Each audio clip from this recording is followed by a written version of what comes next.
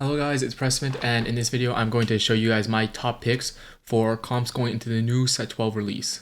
As a disclaimer that these comps that I picked are like based off like PvE, and of course like there's going to be a relatively like there could be like a relatively big or like small patch from the sort of PvE patch to the live patch on set release, so it is possible that like some things change. But based off like PvE, this is like what I am personally leaning towards for set release. Okay, so basically what I have laid out in front of me is my sort of like top comps.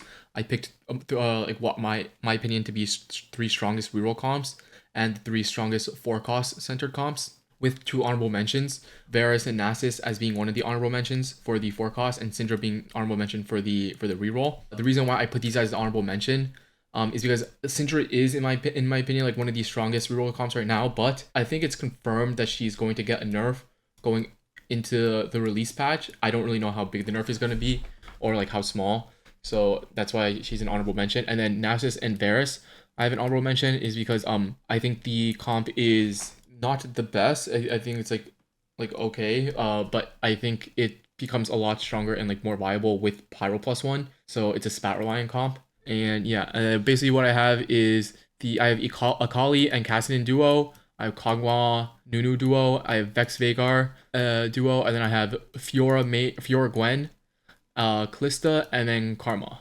And sort of like Kalista and Karma, I don't have anything else with them because I think they are a little more flexible in terms of like units being played around them. Okay, starting off, we have Kassadin and Akali reroll. It's basically just multi-striker reroll. I think it's pretty straightforward. It's level 6. You roll on level 6. They both have like different like types of items, like AD items on Akali, AP items on Kassadin. They don't have like too much overlap in terms of components, but yeah, these are like the like I don't know if these are like actual bits, because like that reliable stats aren't really out for units so far because it's only PvE. But these are sort of like three items that seem to do really well on Kassadin and Akali. And basically what it is, you just roll on 6 for Kassadin Akali, Hecarim, Shen, 5 multi, and eventually you want to level 4. I like if you can like 7 multi. Otherwise you can just go like Arcana plus whatever as like your level 7s and 8s. Okay, on to the next comp. It is Kog'Maw Reroll. In my opinion, Kog'Maw is a really strong unit, and basically you just roll on 6.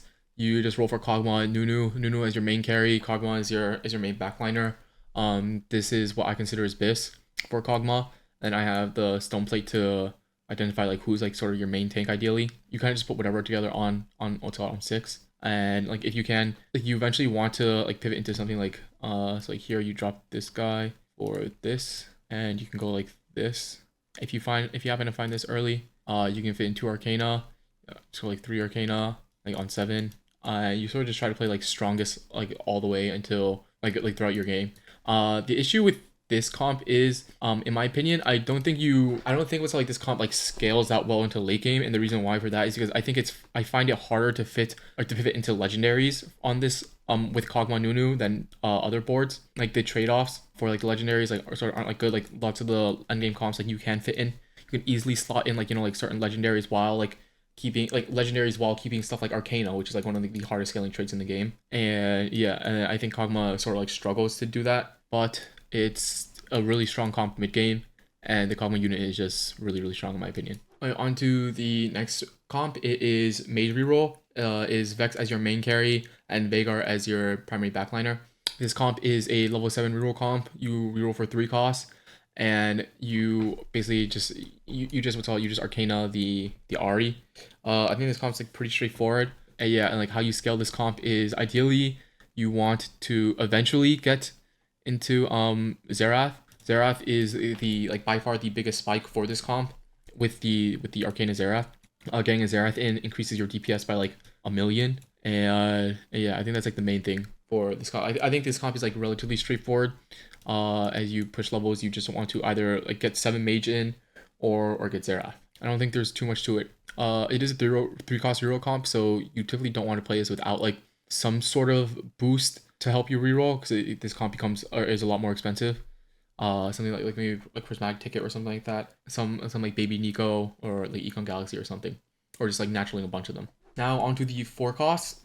The first forecast that we're going to talk about is Karma. Stated earlier that like I think Karma is like a rather flexible unit. I think you basically just want 4 chrono, and then what you put like with the 4 chrono, ideally 4 chrono plus 2 incanter, but like what you put with the 4 chrono is like sort of flexible. Like sometimes you don't even need what's all like the 2 incanter if it doesn't really make sense. But like if you're playing around solo carry Karma, you typically do want to hit her traits. But if you do have like a reliable and strong secondary duo, you can drop what's called incantor.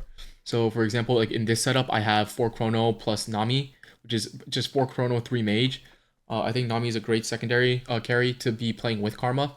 And yeah, this is the you proc 3 Eldritch in this scenario. Like how you can scale this board into like a stronger board later is eventually you go Nora, Yumi on Karma, and you drop this or like the Eldritch Vanguard, Mordekaiser for the Arcana Vanguard, and boom, you put in the Arcana Zera.